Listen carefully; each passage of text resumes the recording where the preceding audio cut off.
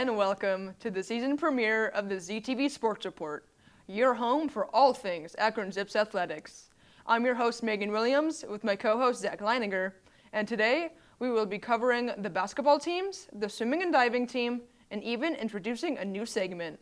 So don't go anywhere, because the ZTV Sports Report starts now.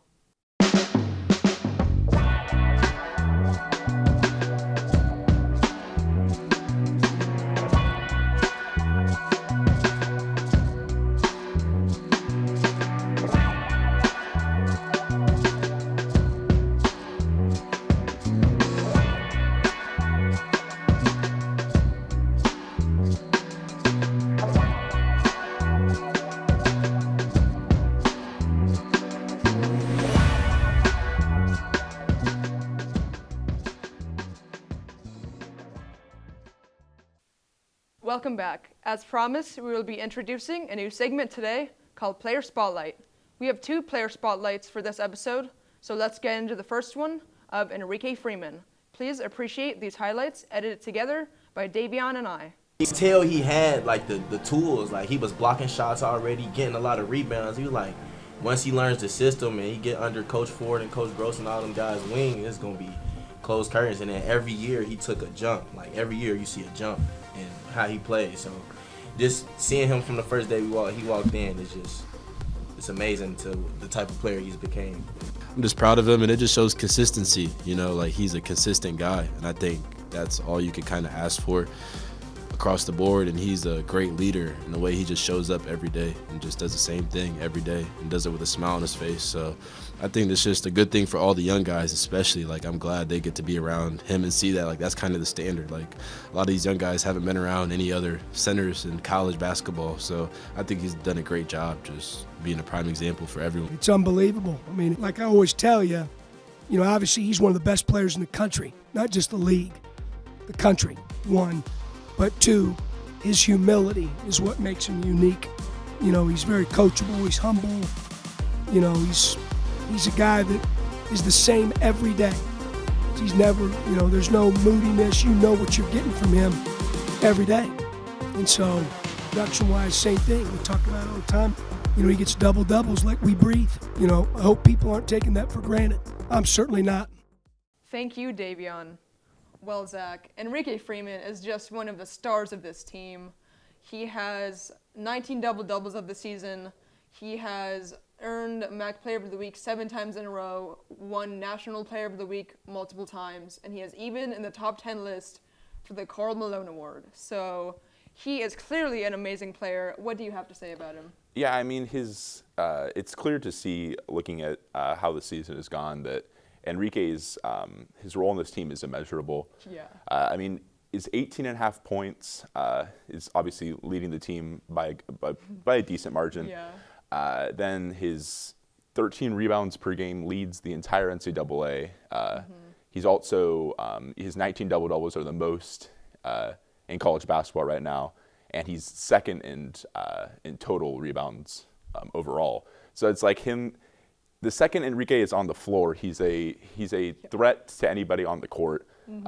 He's obviously the guy that every coach is game planning for, and even when they try to plan for him, Enrique still manages to go out there and he puts on a show. Yeah. And with Enrique on the court, this team is always in it.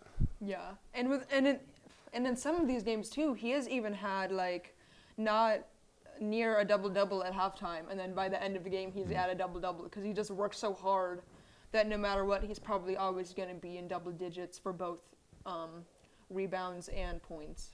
Yeah, I mean, he's just a scrappy player with an insane work ethic. Yeah. I mean, we all know the Enrique Freeman story. He just came here as a walk-on, and just through his grit and determination has worked his way up to being the star player that he is. Kind of came out of nowhere to shock everybody, but now everybody knows who he is. Yeah, for sure. Yeah. So with that, we are going to move on to talking about the rest of his team. So let's go over to Katie and Taz, who covered 2 of their most recent games. Hello everyone, this is Taz with ZTV Sports Report. Today I'll be talking about the men's basketball game. We played against Ohio University. Let's see how they did. This game was played at the University of Akron's home court. We won the game with 67 points to Ohio's 58.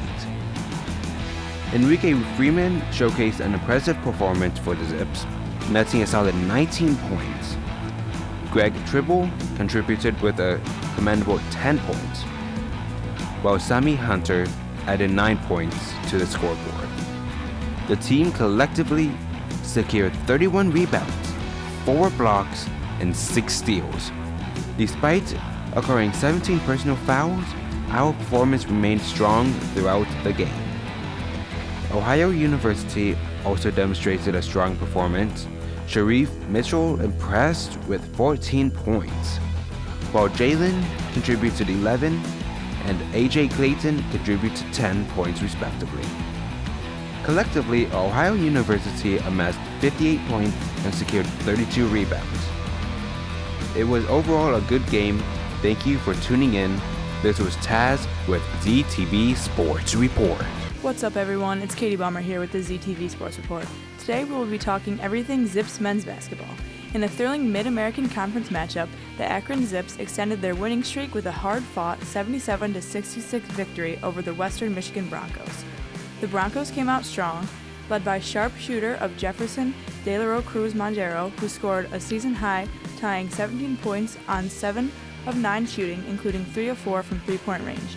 Despite falling behind early, Western Michigan railed to take a narrow 29-27 lead into halftime, fueled by a 10-3 run to close out the first half.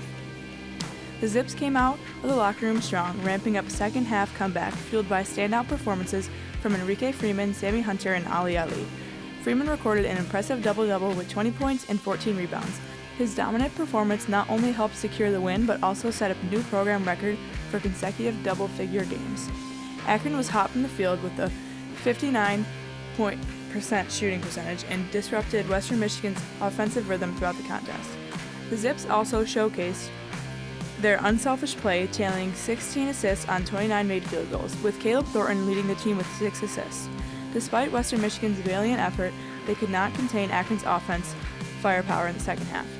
The Zips' 50-point outburst after halftime proved too much to overcome as they pulled away from a decisive victory. With the win, Akron improves to 13-4 overall and remains undefeated in conference play at 5-0. As for Western Michigan, they dropped to 7-10 overall and 4-1 in conference play. While the loss is undoubtedly disappointing, the Broncos showed resilience and determination throughout the game, demonstrating their potential to compete at a high level in the conference. Both teams look to build on this performance as they continue their conference schedules. This has been Katie with the ZTV Sports Report. Go Zips! Thank you, Katie and Taz. Well, Zach, this team has just been so dominant in this conference this far into the season. Coming into this Western Michigan game, we were 4-0 in the conference, and I think this has to be one of our best starts in a really long time. What have you seen so far in this season? Yeah, I mean, as we mentioned earlier, Enrique Freeman he's a huge asset to this team, but I think it's the players around Enrique that really make this team special. Sammy Hunter, in these past couple years, has really stepped up as a valuable role player on this team. He's helped fill that void of scoring that was needed, left by Xavier Castaneda. Ali Ali transferred back to Akron this year. He wasn't able to start due to some personal medical reasons, but he's been back. He's averaged like 16 in the games that he's played. He's been a huge player for this team. Greg Tribble, he's been playing the point guard a lot for this team. He's done a good job facilitating and playing on the defensive side. Michael Dawson finally back from injury this season. He's an insane three-point shooter, an insane lockdown defender, and there's just so many guys on this team that it's hard to not necessarily Enrique's the standout guy, but there's a lot of other solid contributors to this team. Mm-hmm. I just remembered Greg Tribble halfway through this Western Michigan game went out sick, and he didn't come back in. Yeah. And Shama Scott had to pick up the pressure of him being out, and he did really well. He's just been doing really well this season, Shama. He was a transfer from Wichita State, and this just really gets to the conversation of our bench being just so deep. Like, no matter who we're subbing in, they're probably going to give us a good amount of minutes, and that just makes it really helpful for the rest of our starters so they can take a rest. But after this Western game, we went away to play Kent, our rival, which is always a fun game. We started that game so hot. We were doing amazing. And then second half, we kind of let off the gas a little bit. We kind of let them back in. But we ended up winning that game 77-71. And I think that motivation and momentum really has just helped us throughout the rest of the season so far. Yeah, I mean, obviously, just mentioning that Kent State game, coming into this, looking at the schedule this team had to play this year, that away game at Kent, to me, was arguably the hardest game we'd have to play. Because playing Kent it's always a tough matchup. It's the energy in the building is just insane. So it's hard enough to play them already if it was at home, let alone away. Yeah. And just being able to go there on the road and beat Kent State, who won the MAC last year, is just, I think it's just a huge, it was a huge step for this team this season. It seemed like at the beginning of the season it was struggling to find their footing, just the chemistry and figuring out how the roles were going to go on this team. But I think they've done a good job of that, and they're building a lot of really good momentum that is carried over into games like Ohio. Yeah, for sure. I mean, in this Ohio game, we came into this after the Kent game with 6-0 in the MAC. And Enrique, of course, had another amazing game. Greg Tribble had 10 points behind Enrique. Shema Scott also had 10 points. And this was Greg's first game back since the Western Michigan game where he went out halfway through. So I think he had a pretty good showing, considering this was his first game coming back from being sick. Yeah, and Akron definitely, as I mentioned, you could see the momentum carry into this game. When we talked about Western Michigan had Akron down 29-27 in the first half. Yeah. Akron came back with a 50-point second half. Yeah. They carried that into Kent State. They were off to a huge lead, like 20 points in that game. And then as we see in Ohio, 35-26 to start the first half. It seems typically Akron has been they've either been down or it's been really close. They normally didn't have this double-digit type lead. Yeah. They've been, like I said, they've been finding their footing. They've been, building on the positives of this. This team can never go wrong with John Gross at the helm. No. Even when things go wrong, John Gross he's been around enough to know. He's been around enough to know how to motivate his players. How to get this team to go. Yeah. And it seems like he just always knows what to do. He always knows the right thing to do. This team is also, I think, one of the oldest in the conference in terms of fourth and fifth year players. Mm-hmm. So I think what we're really seeing this season is that combined experience from all of them is really helping the team to just really thrive, and even in stressful situations, because those guys have seen it so much that they just know how to calm down all the other guys. Yeah. Okay. So with that, we'll be going into our first commercial break, but after that, we will be starting our coverage of the women's basketball team. So stay tuned. You're watching ZTV. When I was in foster care, I never knew when I would have to move. So I always had my suitcase ready to go. Then one day, I was adopted. My new parents opened their hearts and home to me. My parents cook my favorite breakfast for me every morning.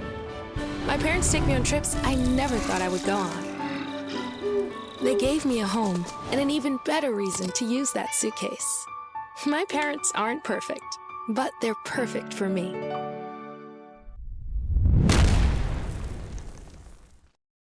Welcome back. We are now going to do our second player spotlight, who is Reagan Bass. So please appreciate these highlights edited together by Zach. I think the thing about the double-double, thing is, it's usually off 5 or 6 offensive rebounds too. She's a very efficient player, has this kind of quiet intensity about her of like very workmanlike in that nature, but that's who she is. I mean, she's consistent in everything that she does. She deserves everything that she gets. It's completely well-deserved. Reagan's a workhorse, so credit to her. Like, she just, doesn't complain, just does what she does night in, night out. And to have someone on the team where it's just a consistent piece, and it's a huge factor for our team. So, but yeah, she's awesome, and it's really cool to see, her getting recognition, at the national level. She's a hard worker. She's able to score and she's able to rebound just because of how hard she works all the time and how much we rely on her and how she's just a supportive teammate. Thank you, Zach. Well, Reagan Bass is just the heart and soul of this women's team. She has 6 double-doubles on the season, has won MAC Player of the Week 4 times now, leads this team with a free throw percentage of 80%, and she leads the MAC conference in rebounds. And she isn't just getting defensive rebounds, she gets offensive rebounds as well too, which is crazy because that also means we're getting another attempt to shoot it, which is very helpful because second chance points can mean a lot in basketball. Yeah, I mean, Reagan Bass is to this women's team what Enrique is to the men's team. Yeah. Their presence is felt on the court every time they step on the floor. Her, as you mentioned, her rebounds, leading the MAC. She's also 10th in the entire country. Yeah. Her 18 points is I think top 50 as well. Mm-hmm. So she's not just a great player in the MAC. She's a great player in all of college basketball. Yeah. And it's amazing for that type of player to be on this team. Yeah, for sure. The other girls on this team look to Reagan to lead, as we've heard them say.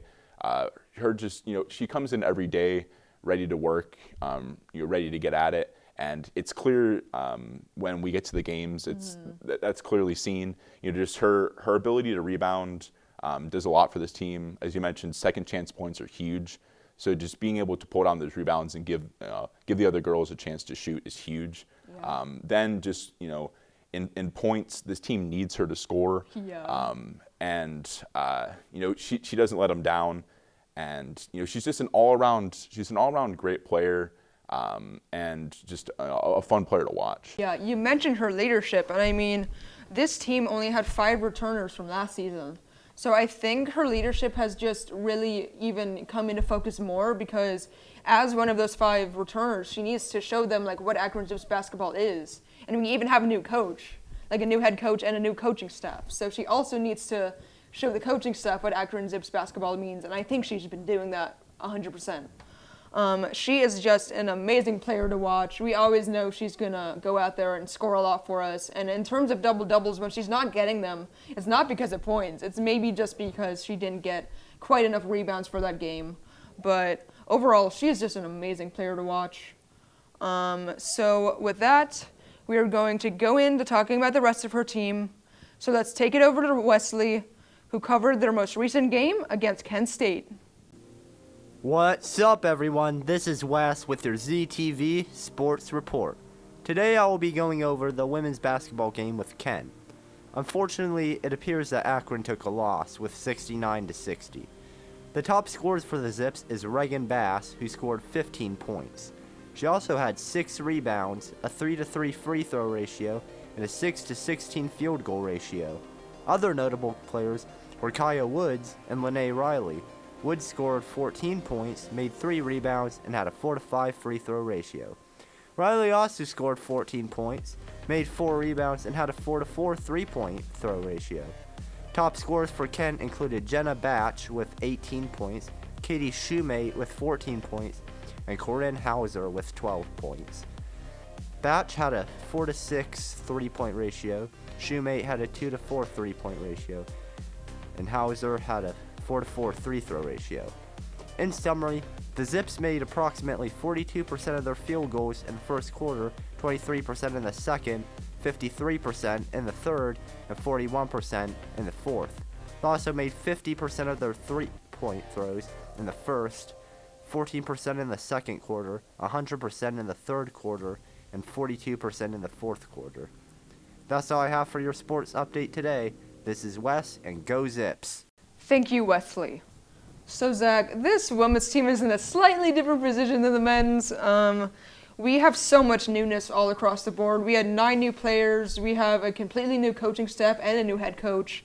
And I think that kind of shows in our standings. Overall, we're 6-10, and in MAC play, we're 1-5. This Kent State team was absolutely amazing when they were coming to play us. They were 5-1 in the MAC, and I believe that placed them in second, only to Toledo, who was also absolutely amazing. So what did you see in our team this game? Yeah, I mean, as you mentioned with Reagan, Reagan always shows up. Reagan always puts on an amazing performance. For sure. The tough part and the biggest hurdle this team is going to have to get over is finding a second consistent scorer. Yeah. When we talked previously on this team, it seemed like that was going to be Morgan Haney, who transferred in this year. She had 30 points in the home opener. She did. And it looked like we were going to have a solid 1-2 punch with her and Reagan. Then she's been really up and down with her shooting. She's had some really good games and some not so good games. She's not afraid to shoot, which is good. But when you're not connecting on the shots, it's detrimental to the team. Yeah. But then in other ways, Lene Riley has stepped up. She leads the entire MAC in 3-point percentage right now. 4 for 4 in this Kent State game. So it seems like it's Lene sometimes, but then Lene has her inconsistencies.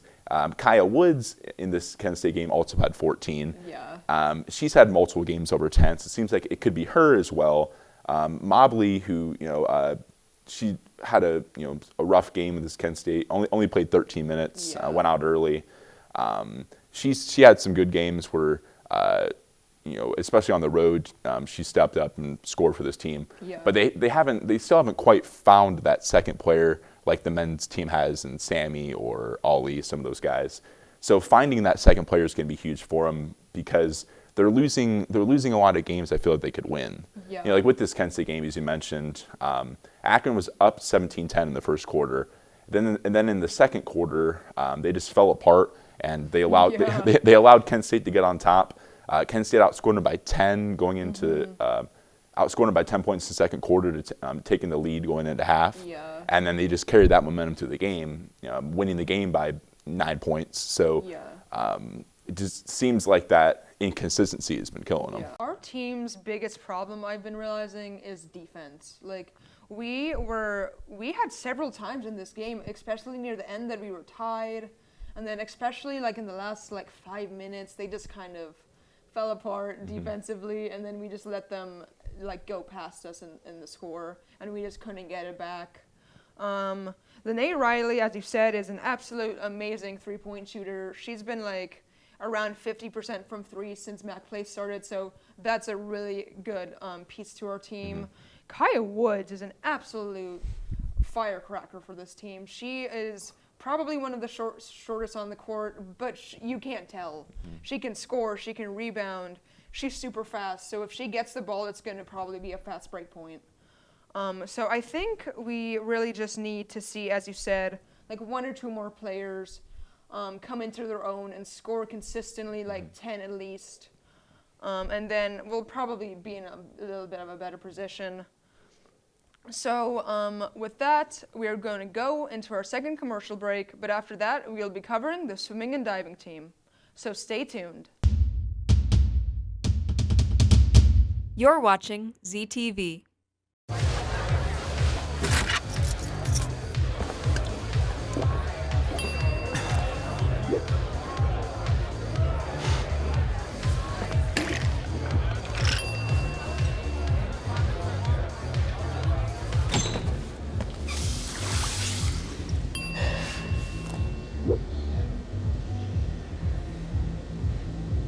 If you need to do something to feel okay to drive, you're not okay to drive.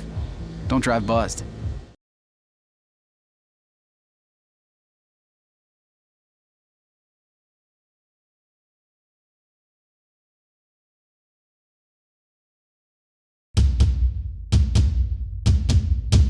You're watching ZTV.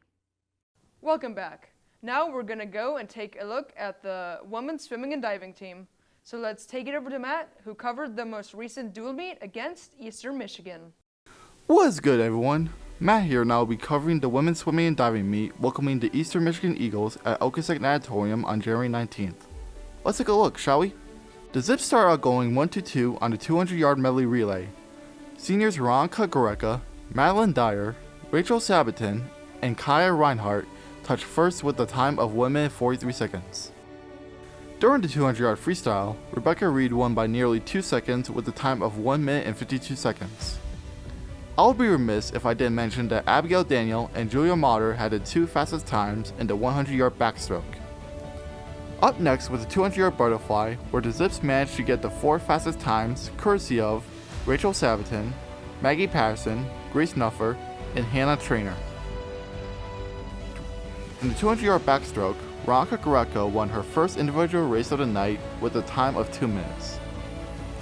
Akron secured the win in the 400-yard freestyle relay by taking the top 3 spots. Laurel Smith got 4th place during the 3-meter dive with a total of 249.80 points, and 5th place in the 1 meter with a score of 234.60. At the conclusion of the swim meet, the Zips tallied a final score of 174, beating Eastern Michigan by 50 points. In victory, this is Matt with your ZTV Sports Report, and as always, go Zips.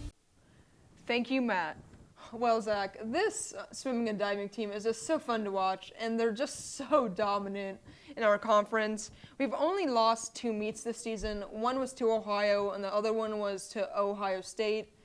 And in this meet was another shining performance. We beat Eastern Michigan 174 to 124, and I just think this team is going to continue to be amazing the rest of this season. Yeah, I mean, from where we left off at the end of last semester, coming into this new year, this swimming and diving team has picked up exactly where they left off. Yeah. Another dominating performance where they led pretty much across the board. 1-2 in the 200-yard medley. Rebecca Reed wins the 200-yard freestyle. They had the 4 fastest times in the 200-yard butterfly. Greco wins the backstroke. Yeah. Laurel Smith shined in the 3-meter dive. So they've just like I said, they've picked up right where they left off. They've been building a lot. They've been building a lot of momentum that is going to be it's going to be hard for the other teams to keep up with. They're very scary every time they get in the water. I feel like everybody knows how good they are. Yeah. And it's just a matter of going out there and performing. Because after this Eastern Michigan meet, they went to Notre Dame, took second in that, only to Ohio State, who they lost to earlier this year. But they did beat up on a pretty good Notre Dame team. Yeah. Won that by edged out second by 1 point, but nonetheless they still won. A win's a win. Yeah.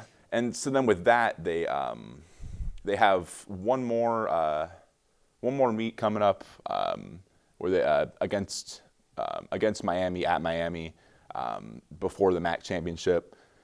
So just to me, it feels like they've been building a lot of really good momentum, and they've been setting themselves up real well to perform and hopefully again win the MAC championship. Yeah, we win the MAC championship so often at this point. I wouldn't be shocked if we did it again this season. We have so many talented swimmers, but one I have to mention for sure is Abigail Daniel. She just keeps breaking all the records, and she sets a new record, and then she breaks to the next meet. So if that doesn't show how talented she is, I know what does. But yeah, this team will just always be fun to follow because of how well they can recruit. They recruit from in Ohio and out of the country. And I think everybody really just knows how good our team is, and our coaches have been just doing it for so long that we just are always able to get the best team put together. And with that, we will be wrapping up our first episode of the season. As always, don't forget to follow us on Instagram and X at ZTV Sports, and on YouTube at ZTV Sports Report. As always, I'm Megan Williams. And I'm Zach Leininger. Thank you for watching, and go Zips!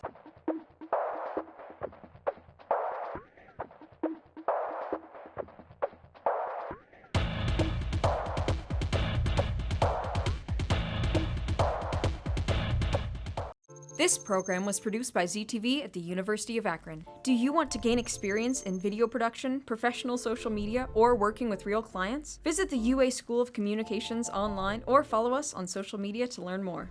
ZTV, make media, make a difference.